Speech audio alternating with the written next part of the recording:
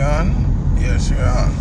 Shalom. All praises, glory, and honors to Yahawashi, Yahawashi, Bahasham, Racha, Kodash, and double honors to the apostles and to the elders of Great Millstone. Peace and salutations to the elect. I'm your brother Makulat from the Great Millstone Jamaica camp with a very quick lesson to feed the potential electric spirit and power of Yahawashi, Yahawashi. Now, I don't really have a name for this lesson as yet, but certainly for sure, you know, it has to do with Yahawashi.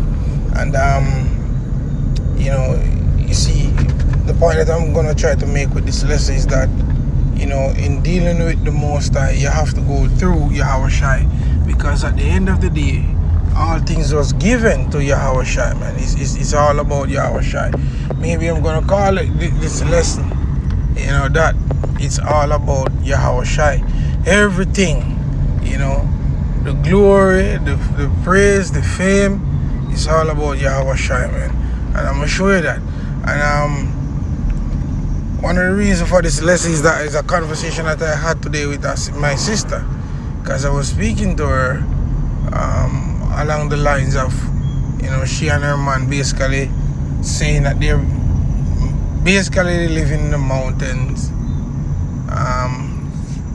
sort of moving off the grid to somewhat level, you know, which not really, but, you know, where they can isolate themselves and whatsoever and plant their own food and raise their own animal, which nothing is wrong to have your own animal and plant your own food.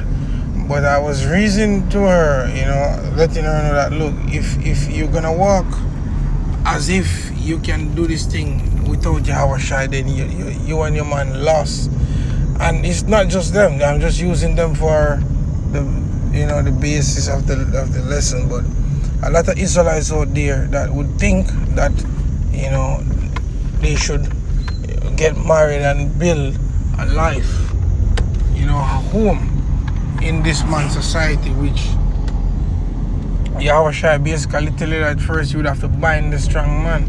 None of you ain't binding shit. You're just trying to, you know, do something different, living in that same way, suffering same way, can't do a shit, you know, without this man, because it is written in the curses that we shall serve our enemies in nakedness and in hunger and in thirst and for want of all things. And there's nothing any of us can do, nothing, like literally nothing any of us can do to remove those curses. And what we can do is just wait until Yahawashi comes, man. So at the end of the day, it's all about Yahawashi. So if you're telling yourself that you're gonna keep the laws to obtain salvation, you know, having not the faith of the ministry in Yahawashi, then you miss the mark.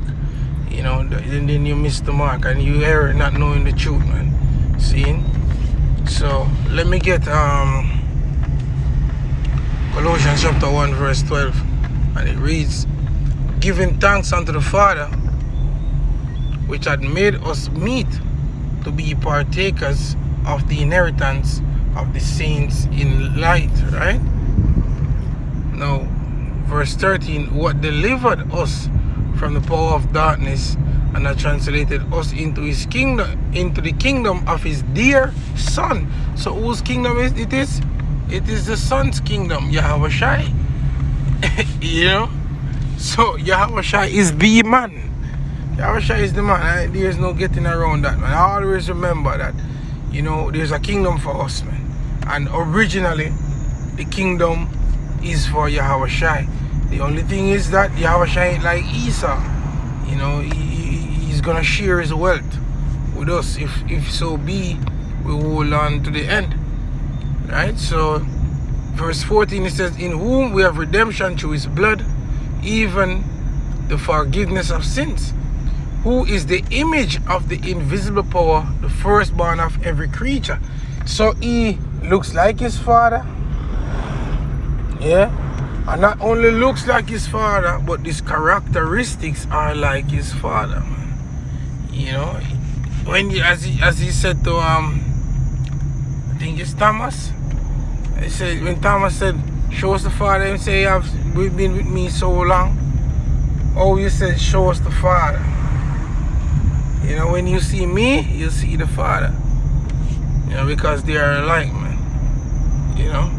Anyway, going back to the scripture, verse 15 again, it says, who is the image of the invisible power, the firstborn of every creature. For by him were all things created that are in the heaven and that are in the earth, visible and invisible, whether they be thrones or dominions or principalities or powers. All things were created by him and for him. Yahawashi. All things was created by Yahawashi and for Yahawashi. So never miss the mark, man. We have to give that glory and that praise to Yahawashi. We have to channel that to Yahawashi, man. He is the man, and that's how the Heavenly Father Yahweh set it, man. There's nothing we can do about that. So if you think you're gonna obtain salvation some other way, so by going through some other door, then you're making a mistake. You know, take heed. If that's in your mind, all them Torah only guys out there that think the Messiah is a fraud, you are not knowing this truth, man. See? Because if Yahawashi ain't with us, man, right now what we see is getting ready to happen, then we are doomed, and that's just reality, you know. And that's our lively hope, you know. That's our lively hope. Anyway, going back to the scriptures, verse 17, it says, and he is before all things, and by him all things consist. Heavy, you know. Just as when he said to the Jews, before Abraham was, I am. You know, they tried to stone him, not understanding that he's the first spirit that was created. Yeah, he was the one that gave the go ahead. He got the blueprint from his father Yahweh, and he was a chief, yeah, spirit that went forth and get the planet created and the universe and whatever. Yeah, he was a chief spirit among many brethren, if we can receive it. And he did it, and the Father gave it to him. It was for him from the beginning. Yeah, remember, in our custom, in our law, the firstborn is the one that received the inheritance. That's why it is written, the earth is the Lord's, apostrophe S. Not like what some niggas want to say, the earth is the Lord. No, the earth ain't the Lord. The earth is the Lord's, apostrophe S, and the fullness thereof. Right? It says, verse 17 again, and he is before all things, and by him all things consist. And he is the head of the body, the church. Which I hear that read in the scripture, right? You know? He says, who is the beginning, the firstborn from the dead, right? So because he has finished his course, that in all things he might have the preeminence. Verse 19, for it pleased the Father Yahweh that in him should all fullness dwell. And that's heavy, man. You know, all fullness, perfection. You know, to come into this gospel, it's him. Yeah, it's all about Yahawashi, man. You know, perfect knowledge, perfect understanding through Yahawashi. Grace and mercy, that's through Yahawashi. The judgment that's gonna bring upon the earth, that's through Yahawashi, the right hand of the Most High. Yeah, through him all fullness dwell, as it is written in the book of Exodus. Behold, I send my angel before thee. You know, fear him, for I will not bear the sword in vain. That was speaking about who? Yahawashi. Yeah. So it's very, very important that you understand what you're dealing with and who you're dealing with. Because if you don't, then you're in deep trouble. Right? Verse 20 says, and having made peace through the blood of his cross, by him to reconcile all things unto himself.